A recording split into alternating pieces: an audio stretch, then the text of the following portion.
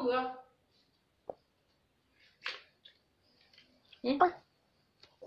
Aqua ta lưu lên tàu rồi. Aqua không bữa. Cho lúc bên ta không bữa. Ta lưu lên tàu. Nó nè, có lúc bên ta là. Tôi cho hỏi ít bàn bữa. Hỏi ít bàn cho mày quá. Hỏi ít bàn cho mày quá không mày thích quá quá.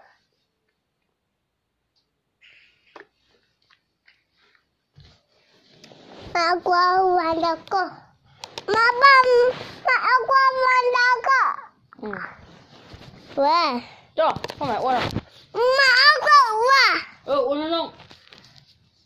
Aqua wah. Aqua. Cho bên mà, cho lúc bên ta mà, cho lúc bên ta mà. Cho lúc bên ta mà, cho rong đâu, in mà. Không phải tua ác cổ, không phải tua ác cổ. Giờ lẩu vậy. Ôi giờ lẩu lấy lẩu chéo. Có trứng không đủ.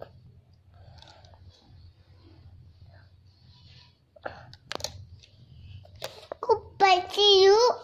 Kupasiu. Kupasiu. Bye bye.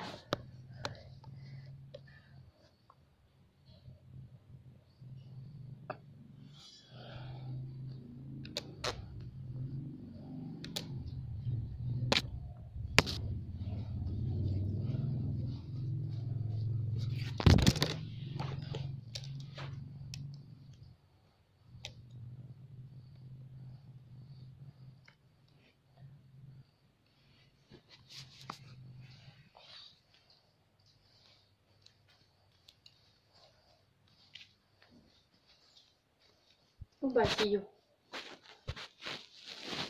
Không phải chỉ là ác quá rồi. Ác quá trứng không đủ.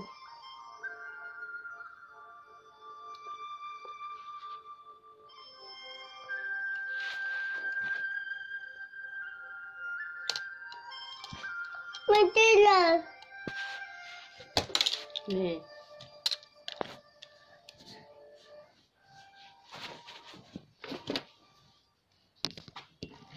Nó nè.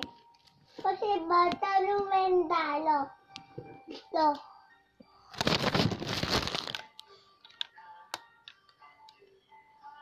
Ba mẹ lưu chưa à? Không có luôn nữa.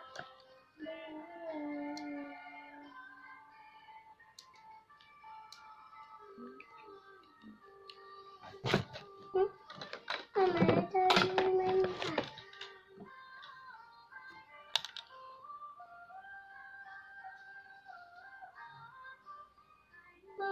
Không phải chỉ cho. Không phải chỉ cho.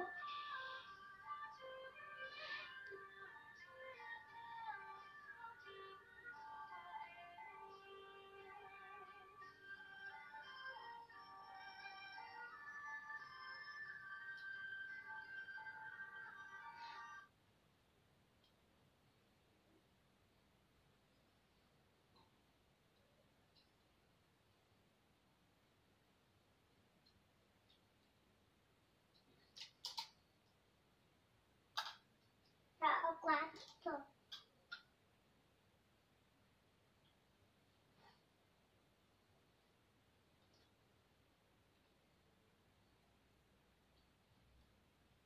Ba mẹ ta nữa.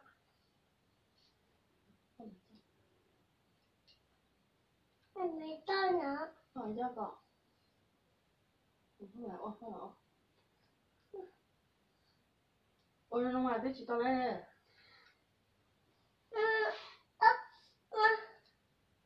Có chưa? Quá rồi.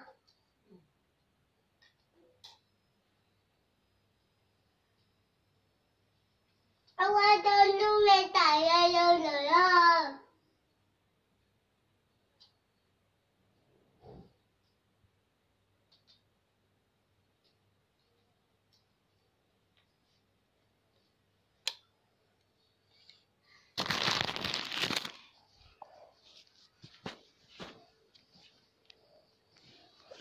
Say aqua.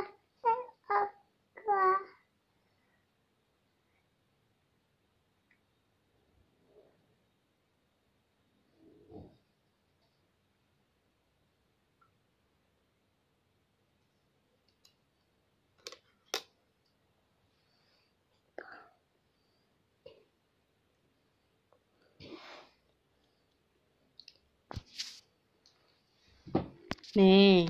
Ô, từ từ. Cho bên ta thế. Bùi long đâu? Ê, Cao Lì. Bây giờ.